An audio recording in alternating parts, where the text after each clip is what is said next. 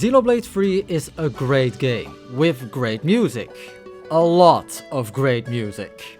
Yeah, with over 200 songs, Xenoblade 3 changes its background music very often. But there's a big downside to this. Because the songs interrupt each other so frequently, it can be near impossible to hear some of the best parts of this OST. Most of you are probably thinking of the chain attack theme when I say this, but there's an even bigger problem. I'm talking about the area themes that play when you're simply walking around Ionios. Let's look at it like this. Here is every way the music of an area can get interrupted. 1. Opening the menu. 2. Anytime an enemy aggroes you. 3. Choosing to rest at a campfire. 4. Anytime you trigger a story or side quest cutscene. And 5. Even skip traveling within the same area will just make the area theme start over.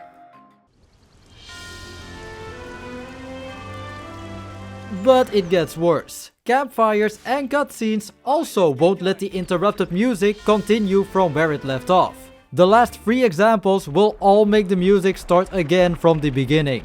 It can really take you out of the experience and prevent you from even getting to the best part of these songs. Let's take the Eagus Wilderness theme for example.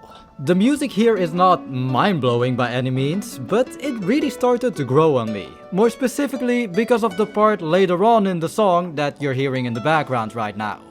It's pretty good, but the song also needs 2 minutes to build up to this part. In contrast, it starts out like this. Very slow paced and the instruments barely hearable. And this beginning is what most people will associate the area with, especially if they skip travel a lot. It fits the atmosphere of this area, sure, but I think we can all agree that the later part is just more enjoyable to listen to. It's similar to a lot of other songs in this OST. They start out slower and more atmospheric, but they really do build up towards beautiful climaxes. And it's really hard to get to those points with all the interruptions. Compare that to music from the previous games like Gower Plains, More Ardain or Araya, which all have strong starts. A lot of fans of the series think that the area music from 3 is not nearly as memorable as the tracks from the previous games. And granted, 3 does go for more atmospheric and calm music when compared to the rest of the series. But it also doesn't help how hard it is to hear some of the OST in full without going to YouTube. Many songs in 3 have a really strong climax, but a long build-up that often gets repeated too early thanks to skipping to landmarks or other interruptions. But there's one more thing that works against the exploration themes with skip traveling: the time-changing function. For those that don't know, skip traveling in Xenoblade 3 also allows you to choose if you'll spawn in during daytime or nighttime. This is a great quality of life mechanic, but most people will either not notice it or just forget about it. The downside with this is that it by default will always spawn you in the morning. In other words, by default you'll hear the day themes of every area way more than the night themes. And once again, that sucks because the night music in this game is absolutely phenomenal. There are so many areas in 3 where I have only heard the night music from YouTube videos. A good example of this is Alfeto Valley, the music that's currently playing. It's already a smaller and more linear area, but it's also the place where your Keves and Agnes characters fight each other for the first time in Chapter 1. In other words, it's filled with cutscenes that will reset the music. You barely get the chance to hear this night version, and that's a shame because it's absolutely beautiful. Yes, previous Xenoblade games also interrupted the area themes with their battles or cutscenes, but in those games the music wouldn't be interrupted when you opened the menu or when you skip traveled within the same area. But this problem is not just limited to the exploration.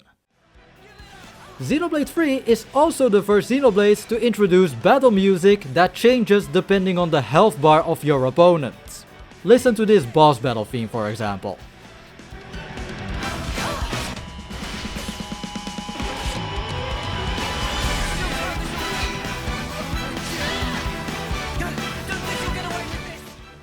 This also happens with the unique monster theme and with the Moebius themes. These songs will switch to a climax version when the bosses or unique enemies are on low HP. You know what most people do when bosses are on low HP? Playtime's over! Yes, I'm finally talking about the chain attack music. Look, I actually love the chain attack theme. I somehow still haven't gotten tired of it. But Xenoblade 3 was definitely the worst possible game to include this in.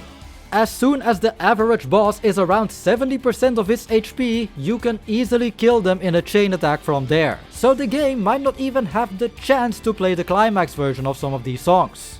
You might think that I'm overselling chain attacks, or that they're only this strong with late game knowledge and classes. No, it really is that easy.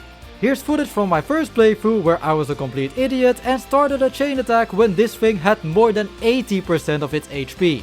I had some of the literal worst classes on Noah and Senna, the enemy is one level higher than me, and I made many mistakes like not even using Izzard's Order during this chain attack.